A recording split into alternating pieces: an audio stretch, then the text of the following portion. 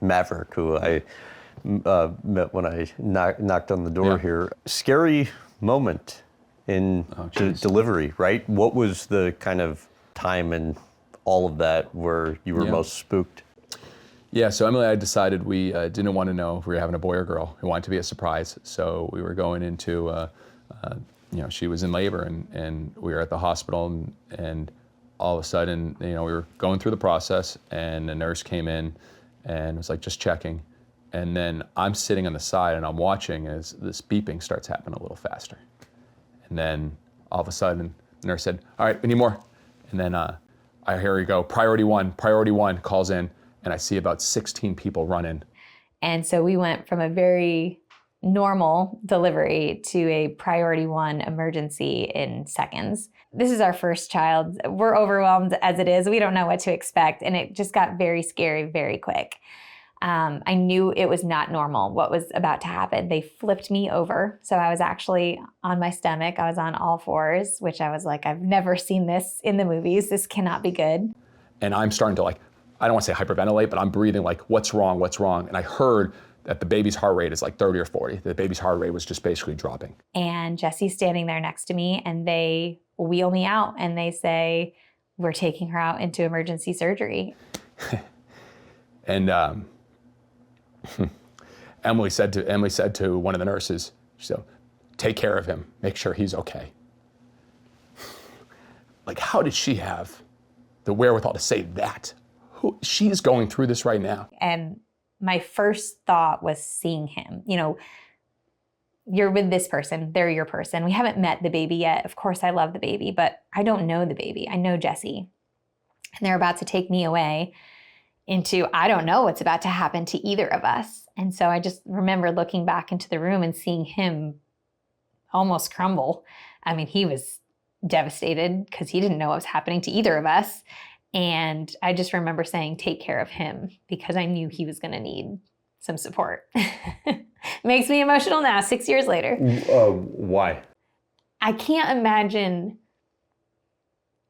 what would have happened to him if he had lost us. And I think that anybody, when you love somebody that much, of course, I didn't want anything to happen to us, but the person who's left, they go through all the pain. And I was worried for him because we were his everything. We were his growing family. And so I was worried about him and I wanted to make sure that he was okay. I knew that the doctors were going to have me, and so they would do whatever they could. Yeah. But I didn't know what was going to happen to him. And so I was worried about him. So they wheel her out. One nurse stays with me, says, you got to put these on, put these scrubs on, put these on. And she goes, we need to run. And I'm like, we need to run? So now we're running through the hospital and going full speed. And all of a sudden we get into this operation room. And again, I counted. I don't know why my head is. I counted there were 16 people hovering around Emily. And they're starting to give her anesthesia. And she's looking at me. And the doctor comes in and is like, we need to get this baby out. And it's like, we don't have time. So they immediately start doing surgery. And they pull, they take the baby out. And they say, would you like to meet your boy? And I didn't know at that point. So I was like, he was this close to not making it. And Emily didn't even know. Emily was out of it. So Emily then came over 2 hours later and I gave her Maverick. It was pretty special. What did you later find out about the severity of the situation? They couldn't explain it. They basically said his heart rate was plummeting, and a priority 1 is the highest priority on, you have, basically what we're told is you had less than 5 minutes. They had to get the baby out or the baby wasn't going to survive. But I remember as we left that I said, that was one of the most impressive things I've ever seen. And I think about things in a lot of business terms. Imagine 16 people working together that well, that fast, to save a life and do it in such an amazing way. I had so much respect and admiration for nurses, doctors, and I walked out of it. I gave everyone the biggest hug they've ever got. How do you think going through that together impacted the relationship? We really tried to be very positive people. We're full of gratitude. Every night before we go to bed, we talk about our roses and our buds. Our roses are the best things that happen throughout the day, and our bud is something that we're looking forward to happening the next day. After this traumatic birth experience, it just puts things in perspective, to just always look for the positive and the good. And we've been living like that since having Maverick. Why did you guys make the decision recently to homeschool the kids? Because our life is, our life is wild. We travel a lot, and that had to be a hard decision. Yeah, though, right? Yeah. I mean, it was a hard decision. I mean, again, in noticing our two girls, when we became foster parents, we knew, we were going to have to educate and teach in a different way because of what our two girls had gone through in their life. And how so on the so education Kenna joined us at 2.5, and she was nonverbal when she joined us as a 2.5-year-old. She had gashes on her body. She was scared of the dark. She was screaming and couldn't even take a bath. She was screaming. I mean, it was the first. She couldn't sleep in a bed. She slept on me the first night as a 2.5-year-old. She had a lot of trauma, which we didn't even know really what was and what went through. So she obviously had a challenging first 2.5 years of her life.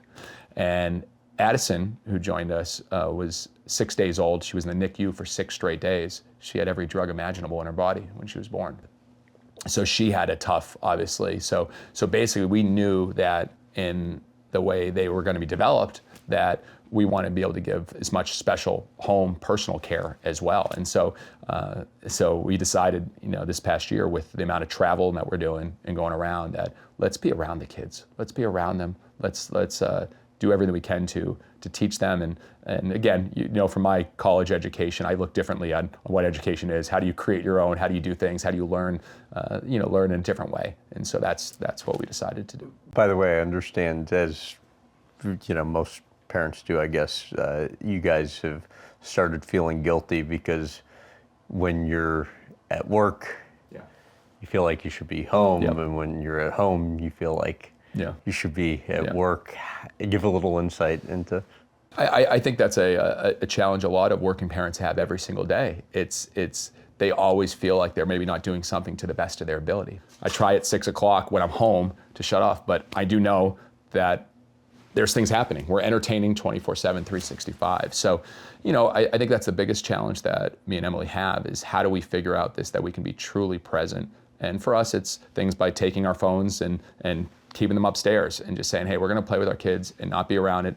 Our team's good. They can handle things. But I think when the kids travel with us, that's our world. I mean, it's crazy what we're seeing now, like in an airport. And Ken asked me there, why do people keep wanting to take a picture with you?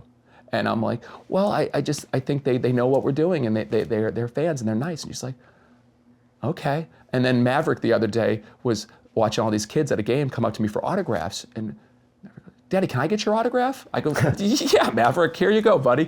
And it's just, they don't understand it. And as they grow, hopefully they understand, like, hey, we're going to try to keep you a part of this and keep you shielded from the bad things, but also keep you a part of the good things as well. By the way, what made you guys decide to foster and then adopt? It's Emily's heart. So, Emily started learning about it. Adoption had always been on my heart. I don't know one specific reason why. It just always felt like if I had room in the house or love to give, why not welcome somebody in who needed that? And so we decided, if we are going to grow our family, we'll go the adoption route. We went to a class to learn more about it. And then she goes, Jesse, do you realize this? I go, what? She goes, there's 400,000 kids in the US who don't have a permanent home. She goes, we can take care of that. We can give everybody a permanent home. I go, really? And so we went in COVID and said, we're just going to do it. And she read the book, Everything is Figure-outable. I was like, if we can figure this out in COVID with our lifestyle, with everything, let's just do it. And so we did it, and we learned, and that's when we really learned about all the problems and challenges, not only the 400,000 kids that don't have a home, but just all the challenge in the foster care world. Foster care is something that, as a society, I don't think we talk a lot about, and therefore I wasn't educated on it, but there are so many rules and so many pieces of paper you have to get signed and so many court hearings that you have to attend. Of course, all of it is to help keep kids safe, but when you marry that lifestyle with the lifestyle that we have of traveling all the time and staying up really late for games, and it was a hard mix for us, because there were times when it was like, I can't live this lifestyle, not while trying to grow our business. We also have a 2-year-old toddler at home who we have to think about. There were a lot of times when it would have been easier to just walk away, but reading that book, Everything is Figure Outable, and knowing the need in foster care kept us invested. And then, of course, once we got our girls and they became a part of our family, helping them was just the next goal. The call Emily got Oh, geez. from Addison's biological mom. Yeah. We're sitting in the airplane and after our final game of the tour in 2022, and it was emotional final game of the tour. It was really special, and so it was already high on emotions. And I'm sitting she's sitting, I think, with Kenna. I'm sitting with Maverick and Addie, and I see her, and she turns between the crack, and I see her face just flooded with tears. And I'm like, "What's up? Are you okay? What's going on?" And she hands me her phone, and I see it, and it's a text from her mother, Addison's mother. It was Mother's Day, and I received a text from her basically saying, this would be the best Mother's Day gift for both of us if you would accept the responsibility and privilege of raising this little girl forever as her mom. You know, I am not in a space where I can do that, and we want you to be that mom figure. And just the magnitude of that message was something I will never forget. That was a turning point for me because I saw how beautiful adoption could be. You know, it doesn't have to be messy and horrible and all sad. It comes from a place of trauma, of course, but it can be healing when the families come together with the same goal of putting this child first. And we already knew Kenna was on that process to potentially adoption. We were like looking around like, this might be our family. We're on a plane right now on Mother's Day, finding out this is going to be our family moving forward. It was pretty special. And on the philanthropic front, explain how the idea came about to do what you guys are now doing there. I think when companies get to a position where they have a platform as large as we've been fortunate to get with the Bananas, it comes along with the responsibility to do good in the world. And so, of course, Jesse comes up with the best name in the middle of the night, Bananas Foster. He literally wakes me up and says, I've got the name, because we had been talking about wanting to marry these things. How do we take our teams and we take foster care, and how do we use them together to just help? How do we tell the world about the need? How do we help more kids? And so when he came up with Bananas Foster, it was perfect. And that's really what spurred us to get to that next point of launching. And so after months of thinking about how we wanted to impact the foster care world, Bananas Foster was born. What about the work you've done through that are you most proud of? I think to know that every night these people that have been foster parents for 2 years, 3 years, 5 years, and the work that goes into it, to get them a moment where they get recognized and you see tears come down their face the first moment they see, I mean, standing ovations wherever we go just shows you how much people respect and admire what you do to help a kid that didn't have a place to live. And when they walk off the field and I give a hug to the mom and dad and they sincerely thank us, I'm like, we're thanking you. Like, you earned this. And then to hear Emily said, hey, we had 16 people sign up tonight to be foster families on our website. Wow. And so, you know, just like I believe that we started at 2 tickets sold to now a wait list approaching 3 million. To say, all right, there's 400,000 kids in the US who don't have a permanent home. What if in 10, 20, 30 years, there's a wait list in this country of people that want to be foster families? And I believe we can do it.